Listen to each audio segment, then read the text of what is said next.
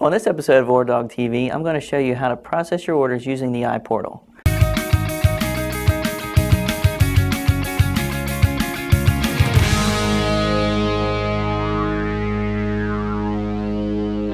Welcome back to our new vendor training series. If you're following the series in order, you should have already manually or batch imported your catalog into the OrderDog iPortal.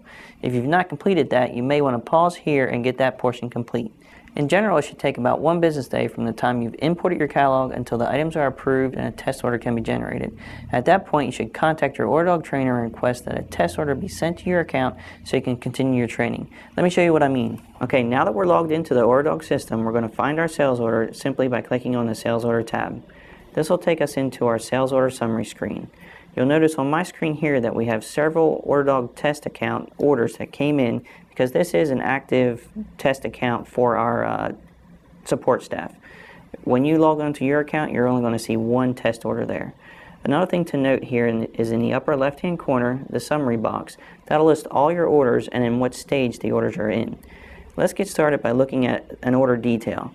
Since the orders come in, all we have to do is find the order that we need, and we're going to click on the pad and pencil icon to the left of the sales order ID. And that'll give us the order detail page here. What you'll see here in the upper right hand side here are some status icons. First, you'll see the sent icon, and that'll be updated with a time date stamp from the retailer letting you know when it's been sent. Next is the reviewed icon, and that's updated by you as soon as you click on the pad and pencil icon to come into this order. That information goes back to the retail store so they have some indication that the order is indeed being reviewed. Next in the order will be the shipped icon. This again will be updated by you when we mark the order shipped later on. And last in this series is the received icon, which is updated by the retailer as soon as they receive the product and mark it electronically in their system. Okay, so far we looked at finding orders. Now we need to get the order information into the system. At this time you can either print the order or simply copy the information into your system. Let's say the order has been picked, packed, and processed in your system. It's time to update the order detail page with the item or pricing information as well as your shipping information. Let's look at a few scenarios. First, let's look at updating one of the line items. We can update a line item simply by clicking on the pencil icon towards the right hand side of the screen.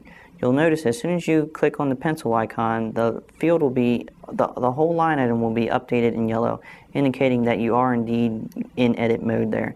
So what we can see here is we do have an item in here that looks like the wholesale was not entered. We can quickly put in that ship price there, and all we have to do is click on the green check mark to accept or the red X to cancel. Clicking on the green check mark here will save that line item, and we're all done there. We can scroll down the page here and we can look at another scenario, like if we were going to give this whole order maybe a 15% discount. Down towards the bottom of the screen, you'll see the Helper Tools area. Down towards the bottom of the screen here, you'll see the Helper Tools area. All we have to do is simply click on Apply Discount, type in 15, and remember to put in the percent sign, and we can click on Apply. At this point, the system will process that command, and we'll see 15% under each one of the descriptions there. Also, you'll see the discount per item will be filled in. Next, at this point here, we should be pretty much done with the order. Everything should be matching our paper invoice that we have, and we may need to tweak some things as far as filling in the discount or credit. Maybe there was a previous discount or a previous credit from a previous week that we're going to put in there. We can do that by putting in that information there. Tax, if applicable, if you need to put in a tax value, that'll be added to the total. Shipping, that'll be added to the total as well. Just type in the value. Anytime you make a change there, you're going to want to scroll down and click on Save Changes in the lower left-hand corner. And that'll bring us to the last part of the updating the order here, which is simply the supplier information. Any notes that we want to type back and send back to the customer, we can type that in here. Order number is going to be important. You'll notice here there's 3 options: order number, invoice number, and invoice date. All of those are blue, and those are required fields. So most likely your system provided an order number. You can type that order number in there, as well as an invoice number. Maybe they're the same number, maybe they're different depending on your system. Invoice date is important. You're going to put in when you're shipping it. And the items in black here, they're not required, but you can put in here, like if you're shipping at UPS or freight or wherever, if you have any tracking information, you can put that in there as well. And as soon as you have your supplier information filled out, you're going to click on Ship This Order, and you'll have a little notice pop up here to OK or cancel, and you'll simply click on OK, and that'll be it. Your order is shipped. Finally, you can finish up by clicking on Return to Orders, and that'll take you back to your summary page, and you can just repeat the process for any other orders that you have out there to process. Now that we're back here on our summary screen, we can go over to our summary box, and if we wanted to, we can click on Closed Orders, and this will show us our order that we just shipped. You'll notice right here's the order, today's date.